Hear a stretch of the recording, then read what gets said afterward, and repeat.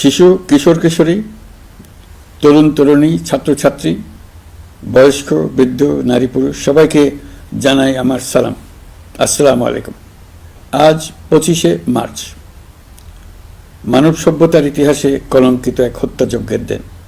1971 সালের আজকের রাতে পাক হানাদার বাহিনী নিরপরাধ, নিরস্ত্র, ঘুমন্ত বাঙালির উপর নির্মমভাবে গুলি চালিয়ে হাজারো মানুষকে হত্যা করেছিল। 25শে মার্চ থেকেই এদেশের মানুষের সশস্ত্র প্রতিরোধ গড়ে তুলেছিল। 9 মাসের যুদ্ধের মধ্য দিয়ে স্বাধীন হয় বাংলাদেশ। মহান স্বাধীনতা দিবসের প্রাক্কালে আমি গভীর শ্রদ্ধার সঙ্গে স্মরণ করছি মহান মুক্তিযুদ্ধের বীর শহীদদের, যাদের প্রাণের বিনিময়ে আমরা স্বাধীন সার্বভৌম বাংলাদেশ পেয়েছি। 9 মাসের রক্তক্ষয়ী যুদ্ধে লক্ষ লক্ষ শহীদ ও 2 লাখ নির্যাতিত নারীর আত্মত্যাগ পৃথিবীর মানচিত্রে বাংলাদেশ নামে একটি স্বাধীন ভূখণ্ডের জন্ম দিয়েছিল। মুক্তিযুদ্ধের এই বীরদের প্রতি আমার সালাম। সেই সঙ্গে 24শে জুলাই অভ্যুত্থানে নিহত হাজারো শহীদ ও আহত, যারা বৈষম্য, শোষণ, নির্যাতন এবং নিপীড়নের বিরুদ্ধে বুক চিতিয়ে দাঁড়িয়েছিল, তাদের প্রতি সমগ্র জাতির পক্ষ থেকে আমি সশ্রদ্ধ সালাম জানাচ্ছি। জুলাই গণ অভ্যুত্থান আমাদেরকে যে বৈষম্যহীন বাংলাদেশ গড়ার স্বপ্ন পূরণের সুযোগ এনে দিয়েছে, সেই সুযোগ আমরা কাজে লাগাতে চাই। প্রিয় দেশবাসী, পবিত্র মাহে রমজানের সিয়াম সাধনা উপলক্ষে আপনাদের সকলকে আমার আন্তরিক মোবারকবাদ জানাচ্ছি। সেই সঙ্গে সকলকে জানাই পবিত্র ঈদ উল ফিতরের অগ্রিম শুভেচ্ছা। ঈদ মুবারক। এবারের ঈদ স্মরণীয়ভাবে আনন্দদায়ক হোক, এই কামনা করছি। বর্তমান সরকার দায়িত্ব গ্রহণের পর থেকেই দ্রব্যমূল্য নিয়ন্ত্রণে জোর ব্যবস্থা নিয়েছে। রমজান ও ঈদে বড় চ্যালেঞ্জ ছিল জিনিসপত্রের দামের লাগাম টেনে ধরা, বিদ্যুৎ সরবরাহ নিশ্চিত করা। এই রমজানে যাতে কোনো পণ্যের দাম বেড়ে না যায় এবং বিদ্যুৎ সরবরাহ যেন বিঘ্নিত না হয়, সেজন্য আমরা সর্বোচ্চ চেষ্টা করেছি। রমজান মাস জুড়ে সরবরাহ চেনের প্রতিবন্ধকতা কঠোরভাবে প্রতিহত করতে সব ধরনের ব্যবস্থা আমরা নিয়েছি। দেশের সকল জায়গা থেকে খবর এসছে যে এই রমজানের দ্রব্যমূল্য আগের তুলনায় কমেছে, জনগণ স্বস্তি পেয়েছে। দাম নিয়ন্ত্রণে এই প্রচেষ্টা চলমান থাকবে। প্রিয় দেশবাসী, গত 16 বছরে শেখ হাসিনা যে ভয়াবহ লুটপাট কায়েম করেছিল, আপনারা সেটার ভুক্তভোগী ছিলেন। ছাত্র জনতার অভ্যুত্থানের মুখে তারা পালিয়ে যাবার সময় এক লণ্ডভণ্ড অর্থনীতি রেখে গেছে। এই পরিস্থিতিতে দায়িত্ব নেবার পর অর্থনীতি পুনরুদ্ধারের জন্য অন্তর্বর্তী সরকার নানা উদ্যোগ নিয়েছে। ব্যাংকিং খাতে শৃঙ্খলা ফিরেছে। ক্রমান্বয়ে অর্থনীতির অপরাপর সুযোগগুলো ইতিবাচক ধারায় ফিরতে শুরু করেছে। এই সরকারের সবচেয়ে বড় চ্যালেঞ্জ মূল্যস্ফীতি। ফেব্রুয়ারিতে মূল্যস্ফীতি 9.32% নেমে এসছে, যা 22 মাসের মধ্যে সর্বনিম্ন। আগামী জুন মাসের মধ্যে এটি 8%-এর নিচে নেমে আসবে বলে আশা করছি। দেশের ধ্বংসপ্রাপ্ত অর্থনীতিতে স্বস্তি এনে দিয়েছে আমাদের প্রবাসী ভাই বোনেরা। অন্তর্বর্তী সরকার দায়িত্ব নেবার পর থেকে রেমিটেন্স ধারাবাহিকভাবে বেড়েছে। ফেব্রুয়ারি মাসে রেমিটেন্স প্রবাহ রেকর্ড গড়েছে, প্রায় 25% বৃদ্ধি পেয়ে $2.5 বিলিয়ন পৌঁছেছে। রেমিটেন্স যোদ্ধারা আমাদের দেশের অর্থনীতি গড়ার বীর সৈনিক। তাদের জন্য প্রক্রিয়াগত যেসব বিষয় রয়েছে, সেগুলো সহজ করে দেওয়া আমাদের দায়িত্ব। তারা যেন ভোগান্তির শিকার না হন, দূতাবাস যেন ঠিক মতো কাজ করে, এটি নিশ্চিত করার জন্য আমরা ব্যবস্থা নিয়েছি। আগামী নির্বাচনে যেন তাদের ভোটাধিকার দিতে পারি, সেজন্য কাজ করছি। পলাতক সরকারের আমলে চট দখলের মতো দেশের ব্যাংকগুলো দখল করে নেওয়া হয়েছিল। আমানতকারীর টাকাকে তারা নিজেদের ব্যক্তিগত টাকায় রূপান্তরিত করে ফেলেছিল। অন্তর্বর্তী সরকারের অন্যতম কাজ ছিল ব্যাংকিং ব্যবস্থায় আস্থা ফিরিয়ে আনা, আমানতকারীর স্বার্থ রক্ষা করে নিয়ম শৃঙ্খলা প্রতিষ্ঠা করা, হিসাবপত্রে বিশ্বাসযোগ্যতা স্থাপন করা। ব্যাংকিং ব্যবস্থায় আস্থা প্রতিষ্ঠা করা গেছে। এর ফলে অর্থনীতিতে শৃঙ্খলা ফিরেছে। অন্তর্বর্তী সরকারের অর্জনগুলোর মধ্যে এটা ছিল খুবই গুরুত্বপূর্ণ। গত সরকারের লুটপাটের মহোৎসবে গত 15 বছরে $234 বিলিয়ন পাচার হয়েছে। এটা আমরা জানি। কত রকমভাবে পাচার হয়েছে তাও জানার বিষয়। অভিনব এক একটা পদ্ধতি ছিল। পাচারের একটা পদ্ধতি সবাইকে হতভম্ব করে দিয়েছে। এই পাচার হয়েছে বিদেশে অধ্যয়নরত সন্তানের কাছে টাকা পাঠানোর নামে। তিনি সন্তানের লেখাপড়ার জন্য এক সেমিস্টারের অর্থাৎ 3 মাসের খরচ বাবদ অফিসিয়াল ব্যাংকিং চ্যানেলে পাঠিয়েছেন $3,33,00,000, অর্থাৎ প্রায় 400 কোটি টাকা। পাচারের এর চাইতে বেশি তাক লাগানো পন্থা আর কি আছে, তার কোনো সীমা আছে বলে আমার মনে হয় না। আইন, নিয়ম, নীতির জায়গায় যখন হরিলুট প্রতিষ্ঠিত হয় তখন এমন সবকিছুই সম্ভব। এই অর্থ পাচারকারীদের দ্রুত আইনের আওতায় নিয়ে আসার লক্ষ্যে ইতিমধ্যে আন্তর্জাতিক তৎপরতা জোরদার করা হয়েছে। প্রিয় দেশবাসী, অন্তর্বর্তী সরকার পৃথিবীর বিভিন্ন দেশের শীর্ষস্থানীয় বিনিয়োগকারীদের সঙ্গে নিয়মিত বৈঠক করে যাচ্ছে। তারা বাংলাদেশের বর্তমান ব্যবস্থায় বিনিয়োগের বিষয়ে খুবই আগ্রহী। আশা করছি দ্রুততম সময়ে দেশে নতুন নতুন বিদেশি বিনিয়োগ আপনারা দেখতে পাবেন। সরকার দায়িত্ব নেওয়ার পর থেকে দেশে রপ্তানি 13% বেড়েছে। জানুয়ারিতে 7% কন্টেইনার হ্যান্ডলিং বেড়েছে। বাংলাদেশ বিনিয়োগ উন্নয়ন কর্তৃপক্ষ ইতিমধ্যে লাইসেন্সিং রিকোয়ারমেন্টস, প্রত্যাবাসন আইন সহ বিনিয়োগকারীদের যে সাধারণ সমস্যাগুলো রয়েছে সেগুলো সমাধানে কাজ শুরু করেছে।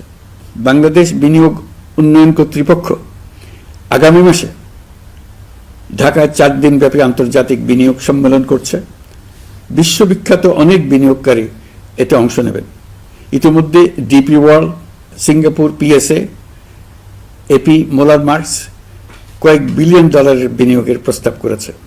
অন্তর্বর্তী সরকার দায়িত্ব গ্রহণের পর থেকেই স্বতঃস্ফূর্তভাবে পৃথিবীর সকল সরকার আমাদের প্রতি বন্ধুত্বের হাত বাড়িয়ে দিয়েছে। এটা শুরু হয়েছিল গত সেপ্টেম্বরে জাতিসংঘের বার্ষিক বৈঠকে। আপনাদের মনে আছে বিশ্বের সরকার প্রধানরা কিভাবে আমাদের সঙ্গে আগ্রহ নিয়ে দেখা করতে এগিয়ে এসছে। তারপর থেকে যে কোনো সম্মেলনে গিয়েছি, দেখেছি আন্তর্জাতিক নেতৃবৃন্দের আগ্রহ কিভাবে ক্রমেই বেড়ে চলেছে। জানুয়ারি মাসে সুইজারল্যান্ডের ডাভোসে গিয়েছিলাম। এই সম্মেলনে 47টি পৃথক ইভেন্টে আমার অংশগ্রহণ করতে হয়েছে। বিভিন্ন দেশের সরকার প্রধান, মন্ত্রী, বিশ্ব বাণিজ্যের নায়করা, জাতিসংঘের মহাসচিব, জাতিসংঘের বিভিন্ন সংস্থার প্রধানদের সঙ্গে বৈঠক করেছে। তারা আমাদের পাশে থাকার জন্য আন্তরিক আগ্রহ প্রকাশ করেছেন। সম্প্রতি আমি সংযুক্ত আরব আমিরাতে গিয়েছিলাম। তারা বিগত সরকারের সময় আমাদের ভিসা বন্ধ করে দিয়েছিল। আমরা সেই দেশের ভিসার দরজা খোলার চেষ্টা চালিয়ে যাচ্ছি।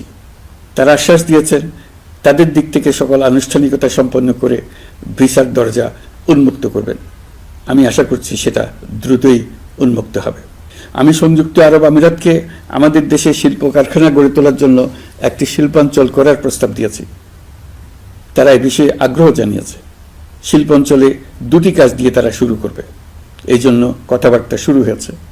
প্রথমে মুসলিম বিশ্বে সরবরাহের জন্য একটি হালাল গোশত প্রক্রিয়াজাত করার কারখানা করবে। এরপর মৎস্য প্রক্রিয়াজাতকরণের জন্য কারখানা স্থাপন করবে। তারা আমাদের নতুন সামুদ্রিক বন্দর পরিচালনা করার জন্যও আগ্রহ জানিয়েছে।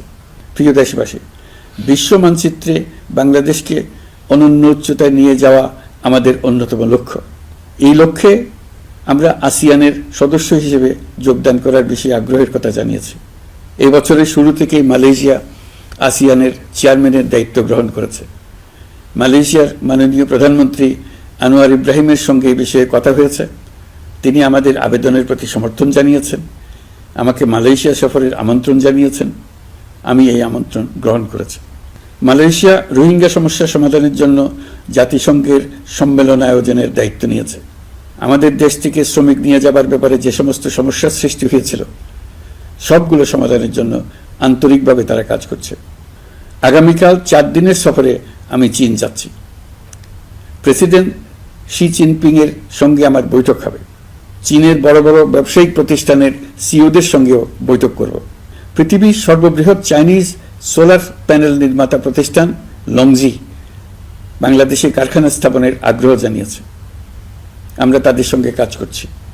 এছাড়া প্রযুক্তিগত সহায়তা, মেডিকেল সহায়তা, স্বল্প মূল্যে চিকিৎসা সহ অন্যান্য বিষয়ে আলোচনা হবে। তারা আমাদের দেশ থেকে আম, কাঁঠাল ও পেয়ারা আমদানি করতে চায়। এটা খুব দ্রুতই শুরু হবে। এই সফরের মধ্য দিয়ে আমাদের 2 দেশের সম্পর্ক ঘনিষ্ঠতর হবে। আমি বরাবরই বলে এসেছি, আমরা মহা সৌভাগ্যবান এক জাতি পৃথিবীর মানচিত্রে আমাদের অবস্থানের কারণে। বাংলাদেশ, ভারত, নেপাল ও ভুটান, দক্ষিণ এশিয়ার এই 4টি দেশ মিলে একটি যৌথ অর্থনীতি গড়ে তুলতে পারলে 4 দেশই লাভবান হবে। নেপাল ও ভুটান আমাদের জলবিদ্যুৎ দিতে অত্যন্ত আগ্রহী, আমরাও নিতে আগ্রহী। বাংলাদেশের শিল্পাঞ্চল গড়ে তুলতে এর কোনো বিকল্প নেই। আমাদের রয়েছে এক বিস্তীর্ণ মহাসাগর।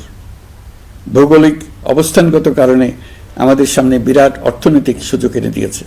কুমিরা থেকে টেকনাফ পর্যন্ত দীর্ঘ উপকূল ভূমি।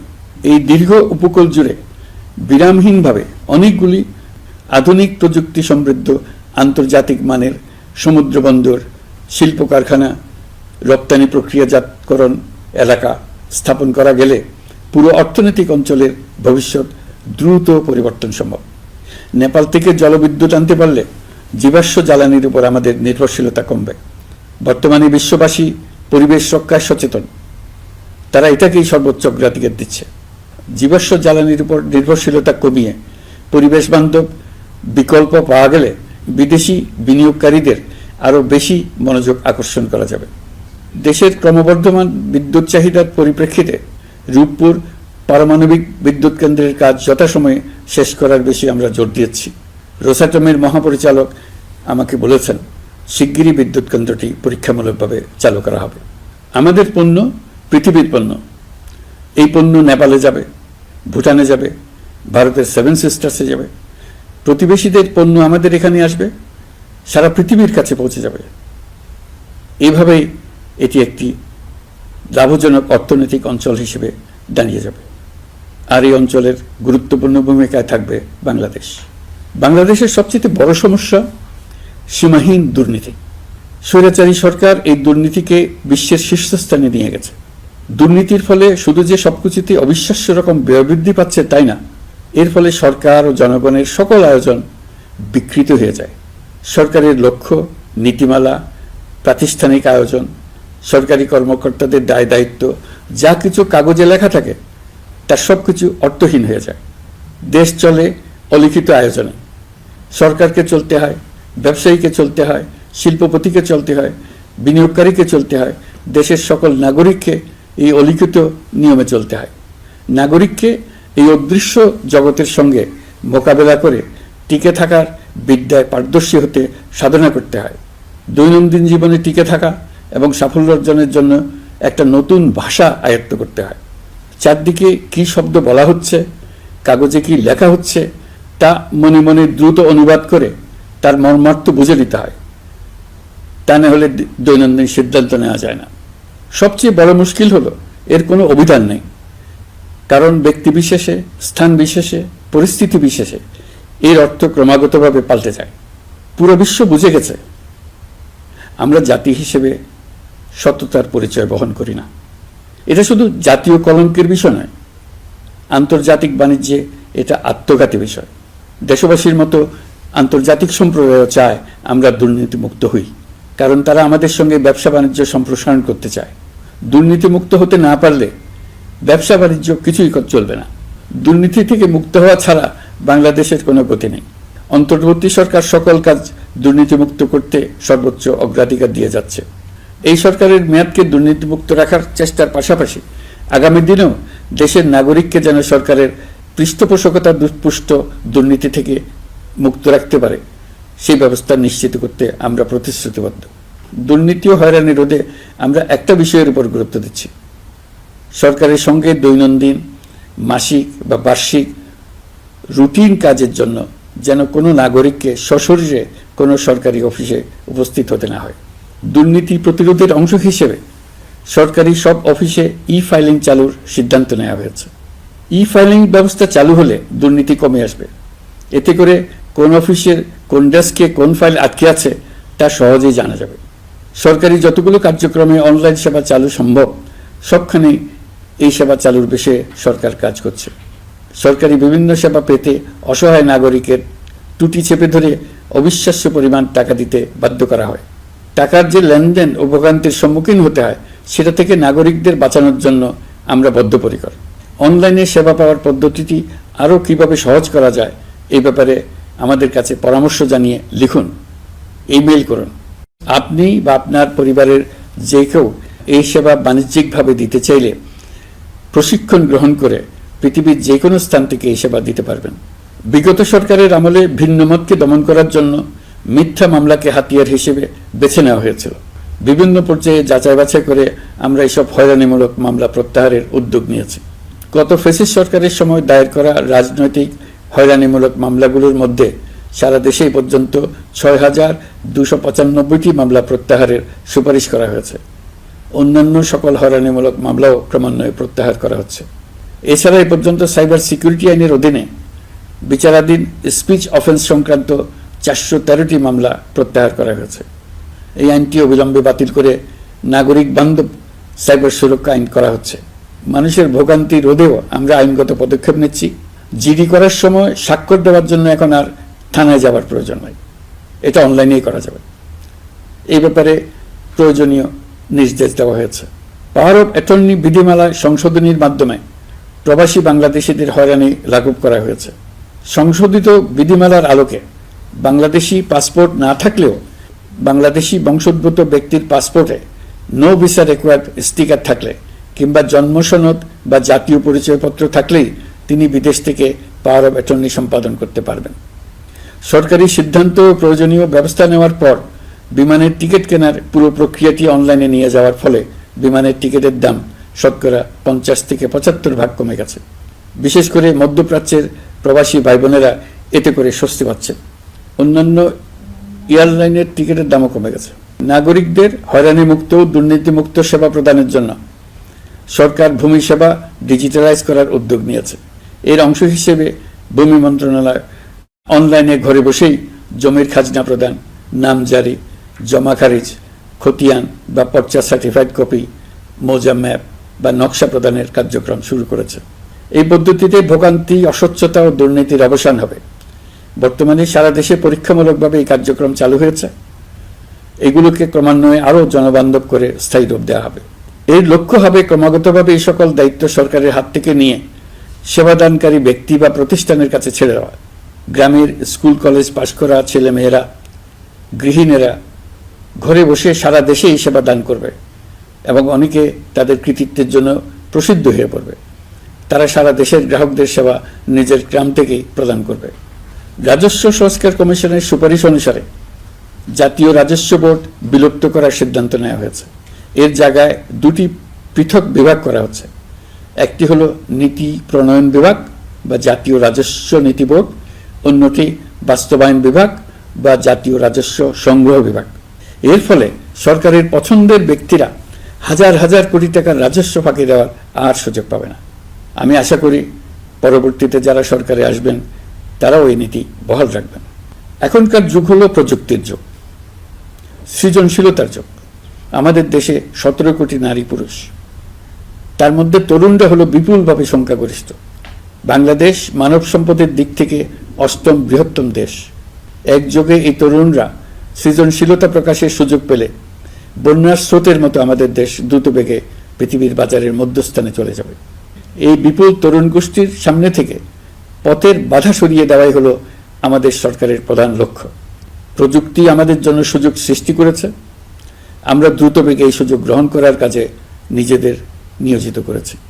এমনভাবে আমরা প্রযুক্তি ব্যবহার করার কাজে নিয়োজিত হয়েছি যাতে নাগরিকের আঙ্গুলের ইশারায় সরকার তার সেবা নাগরিকের কাছে তাৎক্ষণিকভাবে হাজির করে। তা নিশ্চিত করার জন্য আমরা সেই সেবা দিতে চাই প্রযুক্তির মাধ্যমে, সরকারি অফিসের মাধ্যমে নয়। ইতিমধ্যে পাসপোর্ট পেতে পুলিশ ভেরিফিকেশনের নিয়ম আমরা বাতিল করে দিয়েছি। এর ফলে বর্তমানে নাগরিকরা আগের চাইতে সহজভাবে পাসপোর্ট সেবা পাচ্ছেন।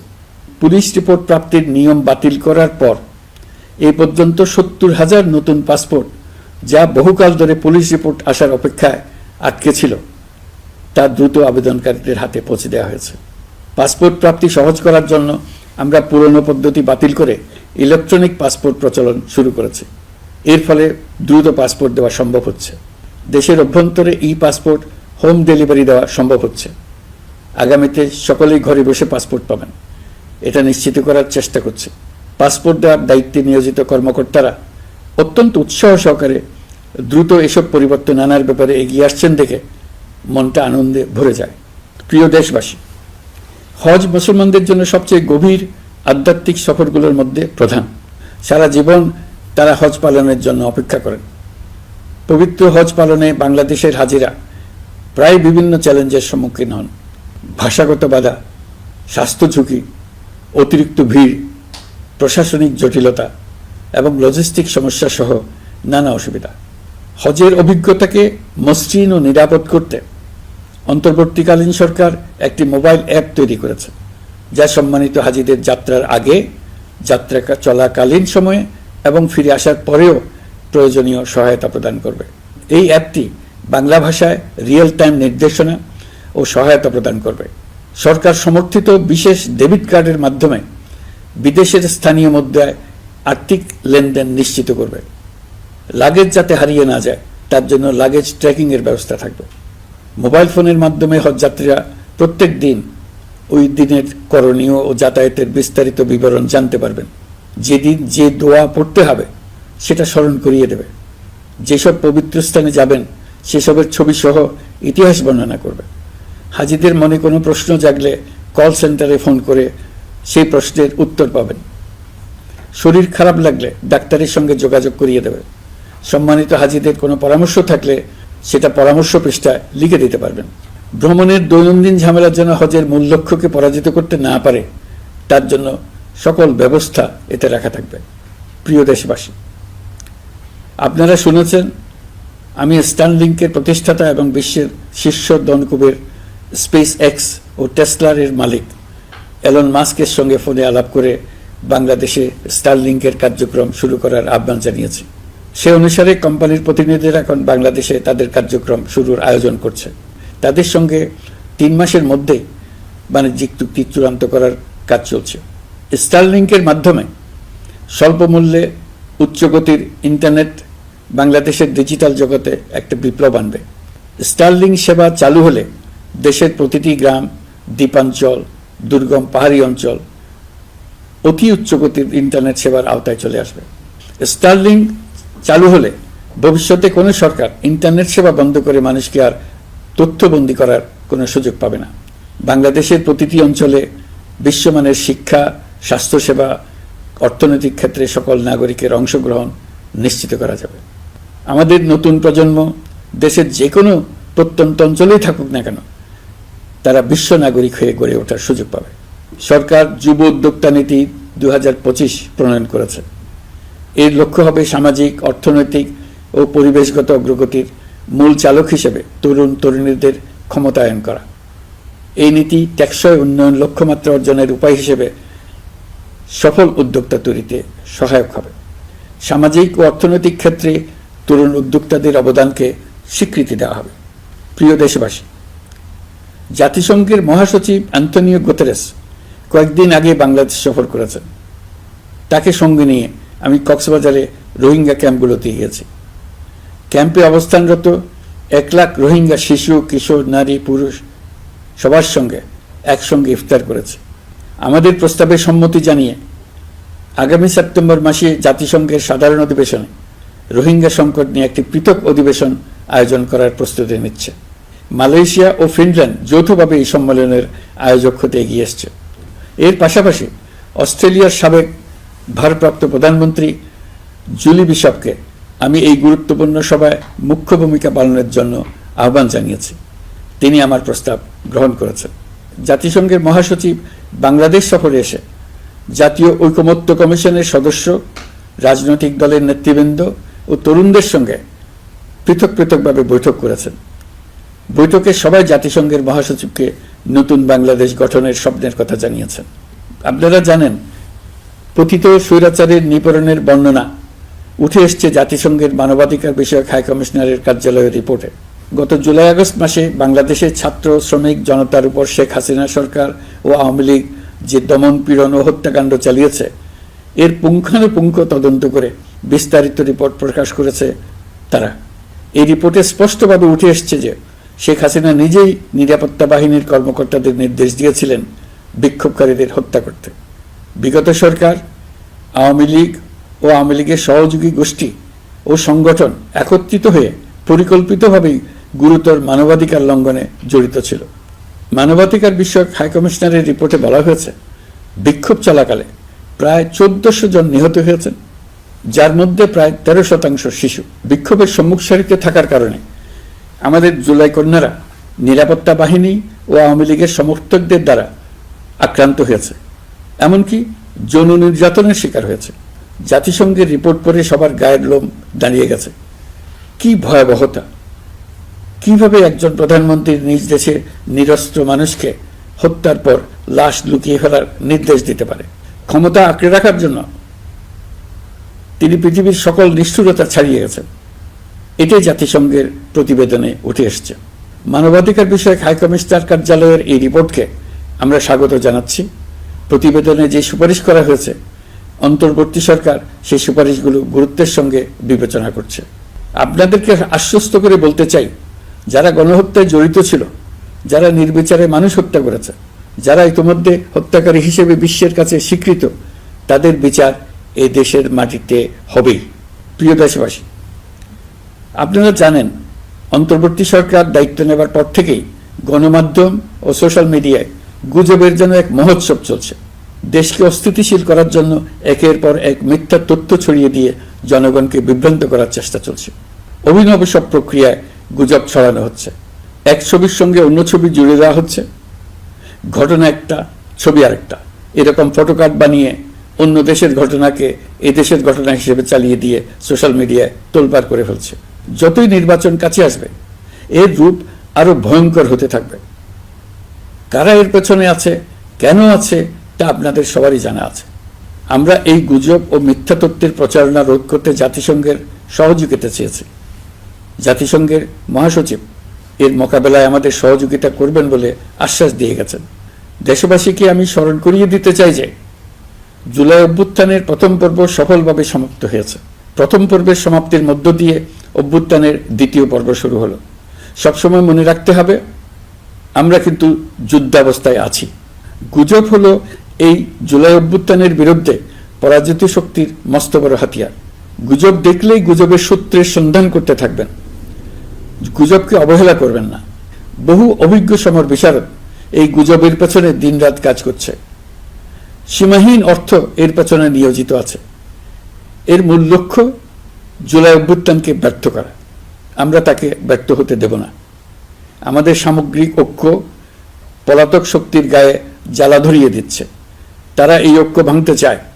তাদের অভিনব কৌশল আপনি টেরই পাবেন না, আপনি বুঝতেই পারছেন না কখন তাদের খেলায় আপনি পুতুল হয়ে গেছেন। আমাদের সচেতনতা এবং সামগ্রিক ঐক্য দিয়েই এই গুজবকে রুখতে হবে, পলাতক অপশক্তির ষড়যন্ত্রকে ব্যর্থ করে দিতে হবে। প্রিয় দেশবাসী, আপনারা জানেন, ইতিমধ্যে জাতীয় ঐকমত্য কমিশন তাদের কাজ শুরু করেছে। 6টি সংস্কার কমিশনের 166টি সুপারিশ ও পূর্ণাঙ্গ প্রতিবেদন সহ 38টি রাজনৈতিক দলের কাছে চিঠি দেওয়া হয়েছে। ইতিমধ্যে রাজনৈতিক দলগুলোর সঙ্গে বৈঠক শুরু হয়েছে। দেশের রাজনৈতিক দলগুলো খুবই ইতিবাচকভাবে সংস্কার কাজে সাড়া দিয়েছেন, তাদের মতামত তুলে ধরছেন। কোন রাজনৈতিক দল কোন কোন সংস্কার প্রস্তাবে একমত হয়েছেন, কোনটিতে দ্বিমত হয়েছেন, সেসব তারা জানাচ্ছেন। এটা আমাদের জাতির জন্য অত্যন্ত সুখকর বিষয় যে প্রতিটি রাজনৈতিক দল সংস্কারের পক্ষে মত দিচ্ছেন। ঐকমত্য কমিশনের মাধ্যমে সকল রাজনৈতিক দলের মতামত নেওয়ার কাজ এখন চলমান আছে। কমিশনের লক্ষ্য যে সকল বিষয়ে রাজনৈতিক দলগুলো একমত হবেন সেগুলো চিহ্নিত করা এবং তার একটা তালিকা প্রস্তুত করা। যে সকল দল এতে একমত হয়েছেন তাদের স্বাক্ষর নেওয়া। এই তালিকাটাই হবে জুলাই চার্টার বা জুলাই সনদ। আমাদের দায়িত্ব জাতির সামনে পুরো প্রক্রিয়াটা স্বচ্ছভাবে তুলে ধরা এবং প্রক্রিয়া শেষে নির্বাচনের আয়োজন করা। নির্বাচনের ব্যাপারে আমি আগেও বলেছি, আবারও বলছি, এবছর ডিসেম্বর থেকে আগামী বছরের জুনের মধ্যে নির্বাচন হবে। আমরা চাই আগামী নির্বাচনটি বাংলাদেশের ইতিহাসে সবচেয়ে অবাধ, সুষ্ঠু ও গ্রহণযোগ্য নির্বাচন হবে। এই জন্য নির্বাচন কমিশন সব ধরনের প্রস্তুতি নিতে শুরু করেছে। রাজনৈতিক দলগুলো ব্যাপক উৎসাহ উদ্দীপনায় নির্বাচনের জন্য তৈরি হতে শুরু করবে বলে আশা করছি। প্রিয় নাগরিকবৃন্দ, আমাদের দেশের নারীরা দীর্ঘ আন্দোলনের মাধ্যমে বহু বছর ধরে অনেক বাধা পেরিয়ে একটু একটু করে সামনে এগিয়ে যাচ্ছে। স্বাধীনতার 54 বছর পরেও এদেশের নারীরা অর্থনৈতিক, রাজনৈতিক, সামাজিক বৈষম্যের শিকার। বাংলাদেশের ইতিহাসে এখন পর্যন্ত যত আন্দোলন সংগ্রাম হয়েছে তার মধ্যে জুলাই গণ অভ্যুত্থানে নারীদের অংশগ্রহণ ছিল সবচেয়ে বেশি। গণ অভ্যুত্থানে নারীরা দুঃসাহসিক ভূমিকা রেখেছে, পুরনোকে দূরে ঠেলে দিয়ে নতুনের ভিত্তি স্থাপনের প্রতিজ্ঞা নিয়েছে। তারা ব্যাপক সংস্কারের কথা বলেছে, সর্বত্র নারীদের ভূমিকা আরও জোরালো করার কথা বলেছে। আমি মনে করি জুলাই গণ অভ্যুত্থান বাংলাদেশের প্রেক্ষিত বদলে দিয়েছে। জুলাইয়ের পর নারীদের অবস্থান ইতিবাচকভাবে পরিবর্তন হবে, সেটাই আমরা চাই। আমরা বাংলাদেশ নিয়ে নতুন করে ভাবতে চাই, আর এই নতুন ভাবনায় নারীদের অবস্থান উচ্চতম পর্যায়ে অগ্রাধিকার পাক, সেটাই আমরা চাই। পরিবারের সকল সদস্য, পাড়া প্রতিবেশী, ধর্মীয় প্রতিষ্ঠান, স্কুল, আপনারা আপনাদের নিজ নিজ অবস্থান থেকে ছেলে শিশু ও মেয়ে শিশুর মধ্যে যেন কোনো বৈষম্য সৃষ্টি না হয় তা নিশ্চিত করুন। আসুন নতুন বাংলাদেশে সবাই মিলে শিশুদের জন্য সুস্থ পরিবেশ নিশ্চিত করি। জুলাই গণ অভ্যুত্থানে অংশ নেওয়া নারীরা তাদের অধিকার প্রতিষ্ঠার ব্যাপারে দৃঢ় প্রতিজ্ঞ। দেশে বিরাজমান বৈষম্যগুলো চিহ্নিত করে নারীর প্রতি সহিংসতা প্রতিরোধ ও বৈষম্য নিরসনে আমাদের প্রত্যেককে একসঙ্গে কাজ করতে হবে। নারীর প্রতি বিদ্বেষমূলক কথাবার্তা, নারীকে খাটো করে রাখার প্রবৃত্তি যারা ধারণ করে তাদের বিরুদ্ধে সামাজিক আন্দোলন গড়ে তোলা প্রয়োজন। আধুনিক প্রযুক্তি সকল প্রকার বাধা ভেঙে দেওয়ার মহাশক্তি আমাদেরকে দিয়েছে। সেই বাধা যত শক্তই হোক, যত উঁচুই হোক, সকল দূরত্ব গোছানোর জন্য প্রযুক্তিকে অবশ্যই যেন আমরা ব্যবহার করতে আরম্ভ করি। নারীদের সুরক্ষায় পুলিশ হটলাইন নাম্বার চালু করেছে, সরকারের পক্ষ থেকে শর্ট কোড চালু করা হচ্ছে, কল টেকার হিসেবে শতভাগ নারী কর্মীদের নিয়োগ দেওয়া হচ্ছে যেন নির্দ্বিধায় কথা বলা যায়। নারী ও শিশু নির্যাতন দমন আইন সংশোধন হয়েছে, এসব মামলার তদন্ত ও বিচারের সময় কমিয়ে আনা হয়েছে, বিচার বিলম্বে বাধা দূর করা হচ্ছে। ঢাকার পাশাপাশি চট্টগ্রাম ও রাজশাহীতে ডিএনএ ল্যাব স্থাপনের কাজ চলছে। খুব দ্রুতই বিশেষ জুডিশিয়াল সার্ভিস কমিশনের মাধ্যমে নতুন অনেক বিচারক নিয়োগ দেওয়া হচ্ছে। ভিকটিম শিশুরা যাতে দ্রুত বিচার পায় সেজন্য আলাদাভাবে বিশেষ ট্রাইব্যুনাল স্থাপনের বিধান রাখা হয়েছে। দেশের সবার মতো আমি অত্যন্ত আনন্দিত যে এবার নারী ফুটবল টিম দক্ষিণ এশিয়া চ্যাম্পিয়ন হয়েছে। দেশ জুড়ে আয়োজিত তারুণ্যের উৎসব 2025-এ বিভিন্ন অঞ্চল থেকে 27,40,000 মেয়েরা প্রায় 3,000 খেলা ও সাংস্কৃতিক কর্মকাণ্ডে অংশগ্রহণ করেছে। উৎসবে দেশের সুবিধাবঞ্চিত ও সুবিধাপ্রাপ্ত অঞ্চল, প্রান্তিক জনগোষ্ঠী এবং 21টি নৃগোষ্ঠীর তরুণ তরুণী সহ সকলের সার্বজনীন অংশগ্রহণ ছিল। এই উৎসবের অন্যতম লক্ষ্য ছিল তরুণদের মধ্যে ঐক্য গড়ে তোলা, সহযোগিতার নীতি প্রচার এবং তাদেরকে উদ্যোক্তা হিসেবে গড়ে তোলা, যাতে করে তারা আত্মনির্ভর হতে পারে, দেশের সম্পদ হিসেবে গড়ে উঠতে পারে। আমরা তারুণ্যের এই উৎসব সারা বছর জুড়ে উদযাপন করার ঘোষণা দিয়েছি। এই উৎসবে আমরা গ্রাম, উপজেলা, শহর, বন্দর সকল এলাকার আবাল বৃদ্ধ বনিতাকে এবং স্কুল, কলেজ, মাদ্রাসার সরকারি বেসরকারি সকল প্রতিষ্ঠানের সবাইকে নানা প্রকারের সৃজনশীল কর্মসূচি নিয়ে এগিয়ে আসার জন্য আমি অনুরোধ জানাচ্ছি। প্রতিটি এলাকায় এই উৎসবে যোগদান করতে মেয়েদের যেন বিশেষভাবে উৎসাহিত করা যায় সেজন্য সকলকে আহ্বান জানাচ্ছি। কোথায় এটা কিভাবে উদযাপিত হচ্ছে সেই ব্যাপারে জানার জন্য আমি আগ্রহ নিয়ে অপেক্ষা করলাম। বিভিন্ন পর্যায়ে দেশের সেরা গ্রাম, সেরা উপজেলা, সেরা শহর, সেরা প্রতিষ্ঠান, সেরা ব্যক্তিকে পুরস্কার দেওয়ার জন্য আমরা প্রস্তুত থাকব। নারী অধিকারের পাশাপাশি একই রকম গুরুত্বের সঙ্গে মনে রাখতে হবে সংখ্যালঘুদের নাগরিক অধিকার, সমতল ও পাহাড়ের জাতিগোষ্ঠীর নাগরিক অধিকার। কারো কোনো নাগরিক অধিকারকে অবহেলা করলেই এই জাতির জন্য মহা সংকট সৃষ্টি হবে। নাগরিক হিসেবে আমরা কেউ যেন অন্য নাগরিকের অধিকার হরণের দায়ে অভিযুক্ত হতে না পারি, সেই ব্যাপারে আমাদের নিশ্চিত থাকতে হবে। তাহলেই সত্যিকার নতুন বাংলাদেশ জন্ম লাভ করবে। সবাইকে আবারও আমার সালাম জানিয়ে আমার বক্তব্য শেষ করছি। আসসালামু আলাইকুম। সবাইকে স্বাধীনতা দিবসের অভিনন্দন জানাচ্ছি। পবিত্র মাহে রমজানে মহান আল্লাহর অশেষ মেহেরবানি আমাদের উপরে বর্ষিত হোক। এবারের শবে কদরের পবিত্র রজনীতে মহান আল্লাহ যেন তাঁর সকল বান্দার মোনাজাত কবুল করেন তা প্রার্থনা করছি। একই সঙ্গে পবিত্র ঈদে সকলকে জানাই ঈদ মোবারক। ঈদে পরিবার পরিজন নিয়ে নির্বিঘ্নে ও আনন্দ সহকারে নিজ নিজ বাড়ি যাবেন, আত্মীয় স্বজনের কবর জিয়ারত করবেন, গরিব পরিবারের খোঁজ খবর নেবেন, তাদের ভবিষ্যৎ ভালো করার জন্য চিন্তা ভাবনা করবেন, আপনার সন্তানদের সঙ্গে তাদের পরিচয় করিয়ে দেবেন, এই কামনা করছি। ঈদের জামাতে দলমত নির্বিশেষে সবাই যেন পরাজিত শক্তির সকল প্ররোচনা সত্ত্বেও সুদৃঢ়ভাবে ঐক্যবদ্ধ থাকেন, সেজন্য আল্লাহর কাছে মোনাজাত করবেন, এই আহ্বান জানাচ্ছি। সকলের জীবন সার্থক হোক, আনন্দময় হোক। মহান আল্লাহ